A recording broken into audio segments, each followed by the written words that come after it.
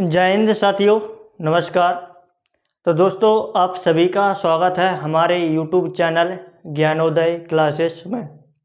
दोस्तों, आपको बता दें कि इस YouTube चैनल पर बहुत दिनों से वीडियो नहीं आ रही थी। उसके दो रीज़न थे। पहला तो था कि हमको हो गया था चिकन पॉक्स, और दूसरा कारण थी कि ज़्यादा बारिश होने के कारण हमारी जो फसल है वो बर्बाद हो रही थी, इसलिए फसल को जल्दी से निकालना था। तो दोस्तों, अब दोनों काम फ्री हो गए हैं। अब आज से हम जो क्लासेस पढ़ते थे वो कंटिन्यू करेंगे और आपको लगातार क्लासेस मिलेंगी।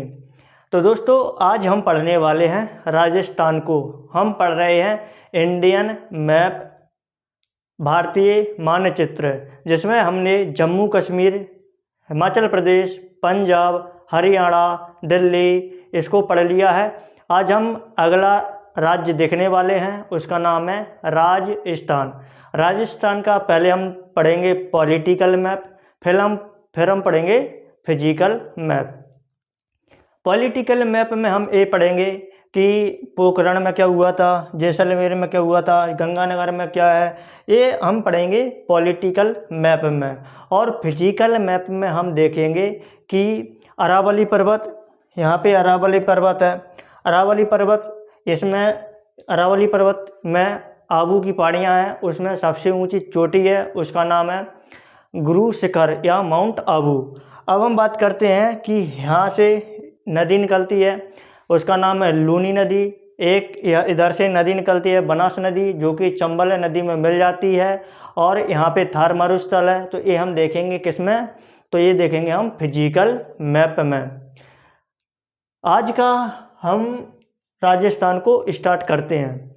राजस्थान, सबसे पहले तो हम समझते हैं कि राजस्थान एक राज्य है। राजस्थान एक राज्य है। राजस्थान एक राज्य है। अब हम बात करते हैं कि राजस्थान एक राज्य है, तो इसकी राजधानी क्या है? इसकी राजधानी है जयपुर।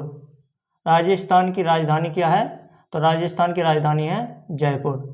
और हम बात करते हैं कि जयपुर यहाँ पे है, राजस्थान की राजधानी जयपुर इधर है।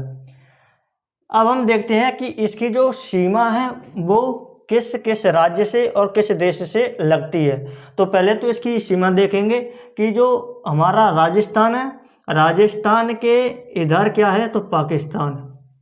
पाकिस्तान एक देश है, तो पाकिस्तान देश से हमारे जो राजस्थान है उसकी सीमा लगती है। उसके बाद हम बात करेंगे कि यहाँ पे आ जाता है गुजरात। गुजरात से इसकी सीमा लगती है, ये हमारा एक राज्य है। उसके बाद हम बात करते हैं, इधर है एमपी, ये एमपी है, एमपी का बॉर्डर ये है, गुजरात का ये है।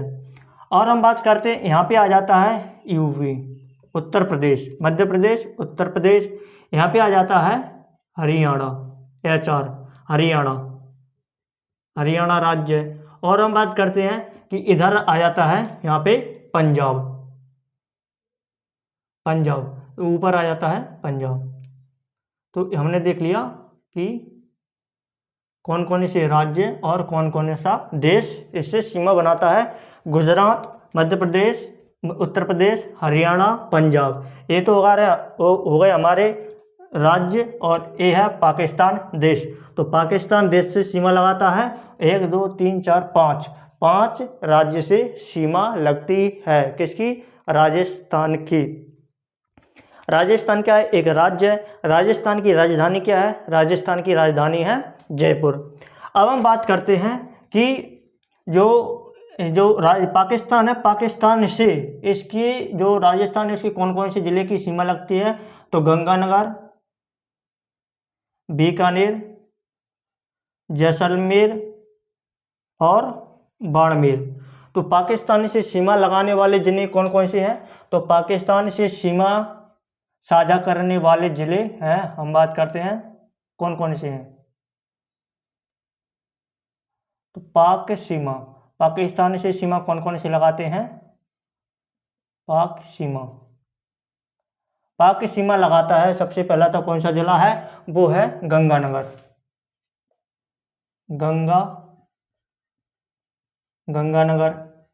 उसके बाद हम देखेंगे गंगानगर, गंगानगर के बाद बीकानेर, बीकानेर, बीकानेर, बीकानेर के बाद हम बात करेंगे जैसलमेर, जैसलमेर। उसके बाद हम बात करेंगे कि बाड़मेर, बाड़मेर। तो ये सभी पाकिस्तान से सीमा साझा करते हैं। कौन कौन सा जिला है? गंगानगर, बीकानेर, जैसलमेर, बाड़मेर। गंगानगर, बीकानेर, जैसलमेर, बाड़मेर। अब हम इनको देखते हैं कि गंगानगर क्यों प्रसिद्ध है, और ये इधर आ जाता हनुमानगढ़ किस लिए प्रसिद्ध है, बीकानेर है, नागौर है, इधर आ जाता जैसलमेर है, बाड़मेर है, पोखरण है। इन सभी को हम समझते हैं। हम देखते हैं ऊपर से उत्तर से हम देखेंगे एक एक जिले को, तो कहाँ किस जिले की किस लिए हमारे एग्जाम के लिए महत्वपूर्ण भूमिका है। जैसे हम बात करते हैं गंगानगर, श्री गंगानगर, गंगानगर। तो गंगानगर किस लिए प्रसिद्ध है? तो गंगानगर हमने देख लिया है कि पाकिस्तान से सीमा लगाता है, पहली बात हो गई। और हम बात करते हैं कि गंगानगर, और हम इसलिए बात करते हैं गंगानगर हो गया सीमा लग गई पाकिस्तान की। अब हम देखते हैं हनुमानगढ़, हनुमानगढ़, हनुमानगढ़, हनुमानगढ़। ये आपको दिख रहा होगा यहाँ पे हनुमानगढ़, ये यहाँ पे है हनुमानगढ़। हनुमानगढ़ किस लिए प्रसिद्ध है? तो हनुमानगढ़ में स्थित है एक जगह जिसका नाम है कालीबंगा, कालीबंगा, कालीबंगा यहीं है, कालीबंगा यहीं था, ये हम कह सकते हैं कालीबंगा यहीं पे था। जो हड़प्पा सभ्यता का एक साक्ष्य है जिसका नाम है जुता हुआ खेत का साक्ष्य मिला है। तो यहाँ कालीबंगा से क्या मिला था? तो हड़प्पा सभ्यता में हनुमानगढ़ से क्या मिला था? जुता हुआ खेत का प्रमाण। जुता हुआ खेत का प्रमाण कहाँ से मिला था हमें? हड़प्पा सभ्यता में। तो हनुमानगढ़ के कालीबंगा स्थान में हमको हड़प्पा सभ्यता में जुता हुआ खेत का प्रमाण मिला है। उसके बाद हम देखते हैं बीकानेर। तो बीकानेर किस लिए प्रसिद्ध है? अब बीकानेर एक तो हमने देख लिया है कि ये पाकिस्तान से सीमा लगाता है। अब हम देखते हैं कि जैसलमेर, जैसलमेर, बीकानेर, जैसलमेर, बाड़मेर। तो बीकानेर, जैसलमेर ये हमारा हो गया पाकिस्तान से सीमा लगाता, और बाड़मेर, बाड़मेर किस लिए प्रसिद्ध है?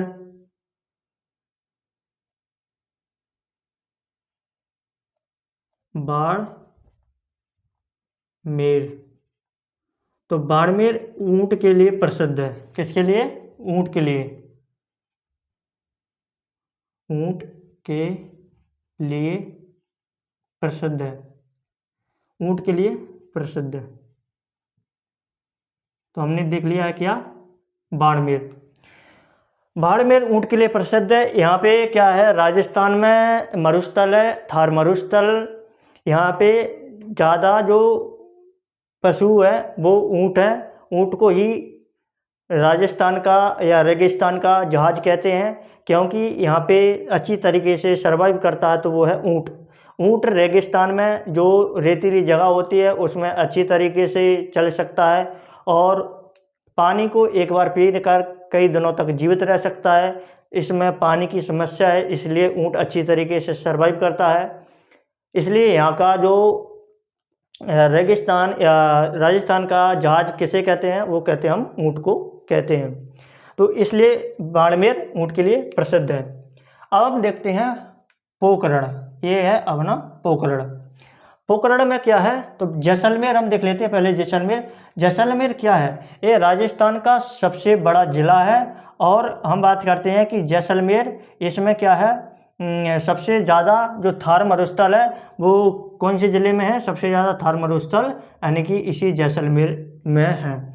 तो जैसलमेर में क्या है? जैसलमेर में सबसे ज़्यादा थार मरुस्थल, सबसे ज़्यादा, सबसे ज़्यादा थार मरुस्थल, थार मरुस्थल।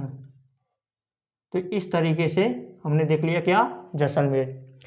पोखरण देखते हैं हम, पोखरण।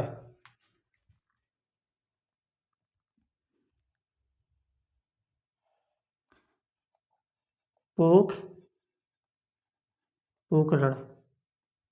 अब पोखरण किस लिए प्रसिद्ध है हमारा, तो पोखरण की हम बात करते हैं। तो पोखरण में क्या हुआ था, तो ये 14 मई 1978, ये हम बात करते हैं कि सॉरी 14 नहीं 18 मई 1974, 14 मई 1974 को यहाँ पे स्माइलिंग बुद्धा नाम का परमाणु परीक्षण किया था, और 11 और 13 मई को यहाँ पे परमाणु परीक्षण किया था। तो हमने देखा है कि जब हमारा देश में सबसे पहले परमाणु बनाने की प्रयास किया था, वो किया था पंडित जवाहरलाल नेहरू जी ने। सबसे पहले प्रयास किसने किया, पंडित जवाहरलाल नेहरू जी ने। उसके बाद इसका जो प्रयास किया था वो किया था प्रधानमंत्री इंदिरा गांधी ने। प्रधानमंत्री इंदिरा गांधी ने जब जो प्रयास किया था वो किया था 18 मई 1974 को। ये बुद्ध पूर्णिमा के दिन इसको क्या किया था, परीक्षण किया था, इसलिए इसे हम स्माइलिंग बुद्धा कहते हैं। स्माइलिंग बुद्धा नाम दिया था किसका, तो इस परमाणु का नाम दिया था स्माइलिंग बुद्धा। कब परीक्षण किया था, 18 मई 1974 को। जो इस समय प्रधानमंत्री कौन थे, तो पीएम कौन थे, तो इस समय पीएम थी इंदिरा गांधी, आयरन लेडी। अब हम बात करते हैं कि इसके बाद और परीक्षण किए, कब किए, तो 11 मई और 11 एंड 13 मई 1998 में परमाणु परीक्षण किया, जिसका नाम था शक्ति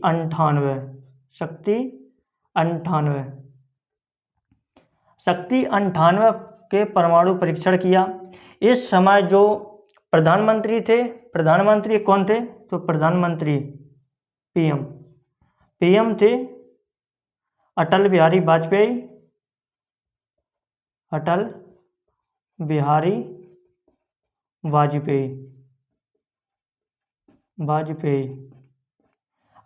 वाजपेयी इस समय पीएम थे।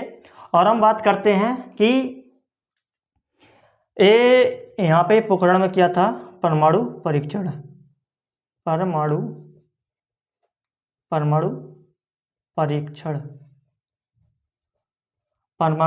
किया। अब हम बात करते हैं, पोखरण देख लिया हमने किस लिए प्रसिद्ध है, तो पोखरण है परमाणु परीक्षण के लिए प्रसिद्ध है।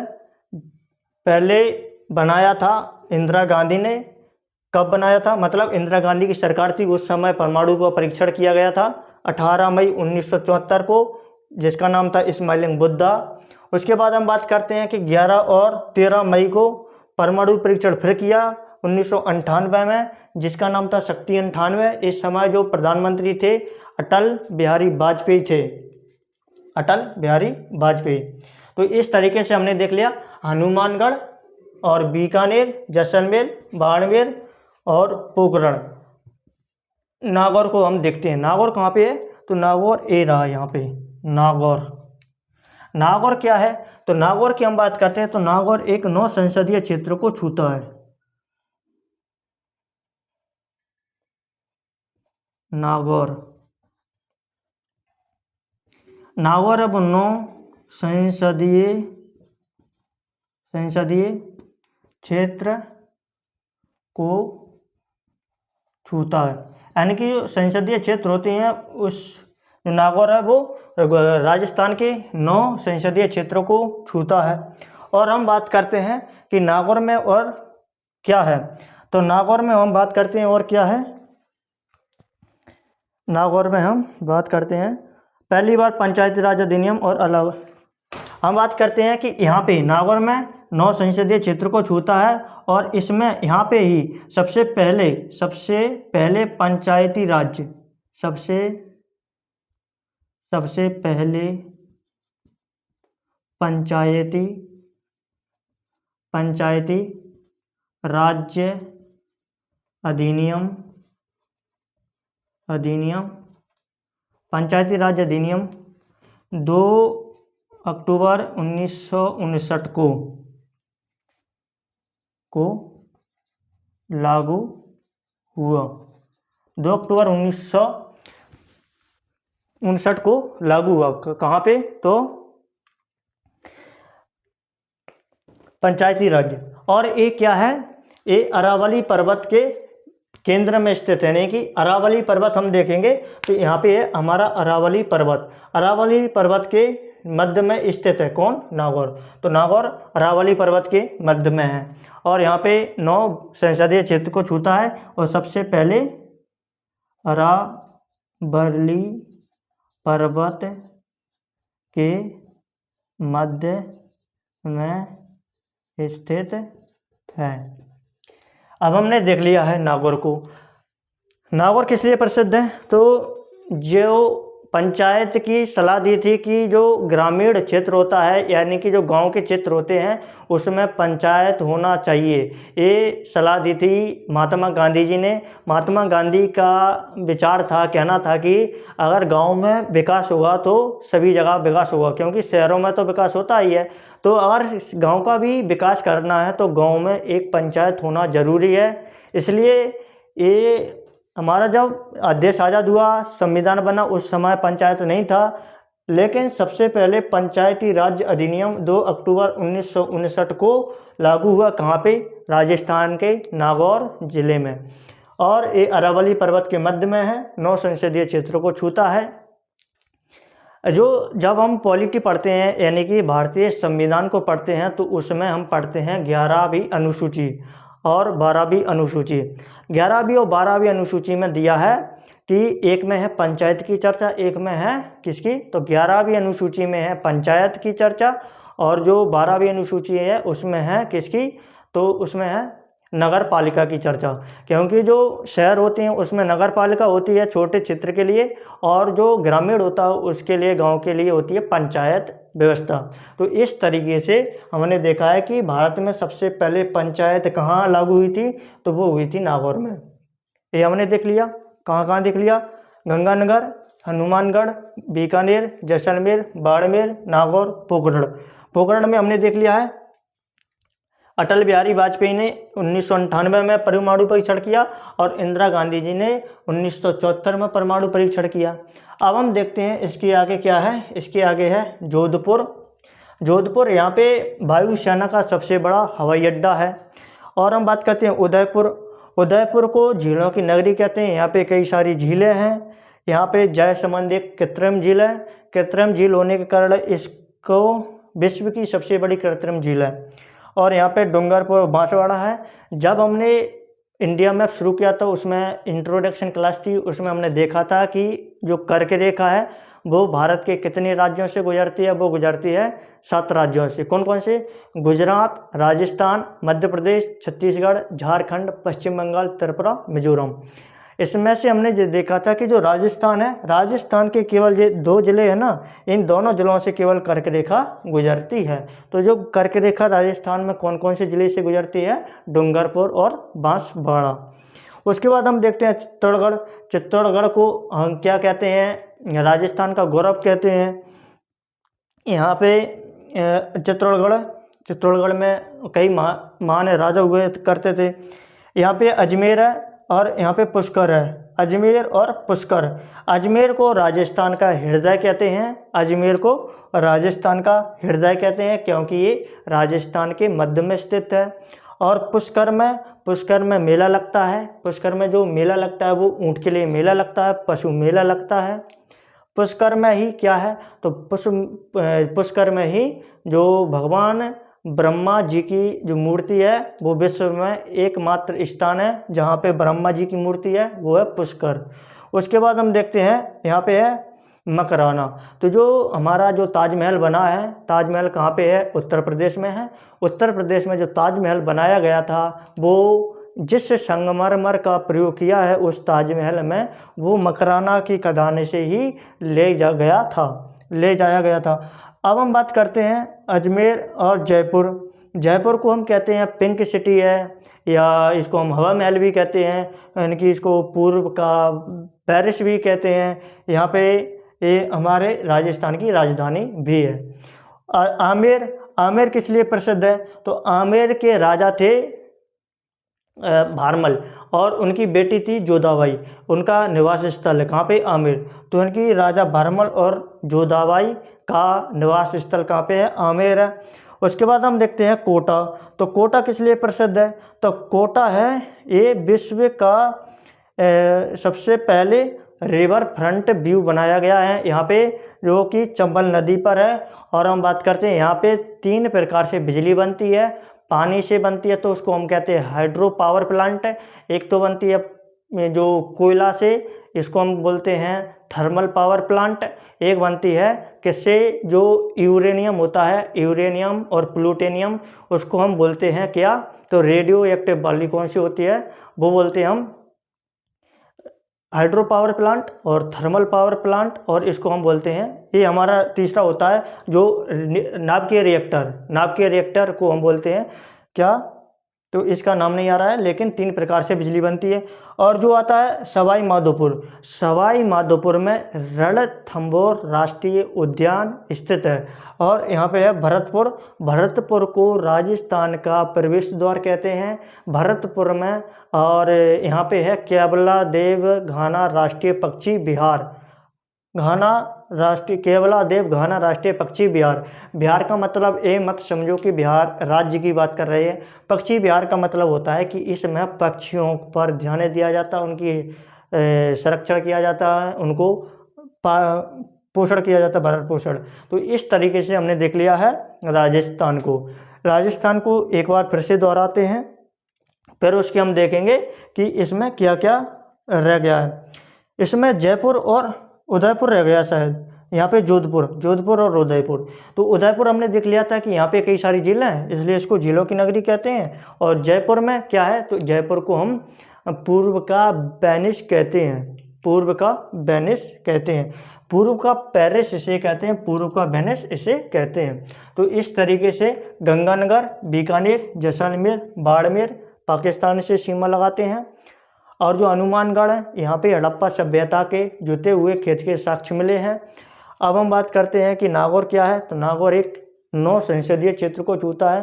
भारत में सबसे पहले पंचायती राज अधिनियम को जो लागू करने वाला राज्य कौन सा है? राजस्थान।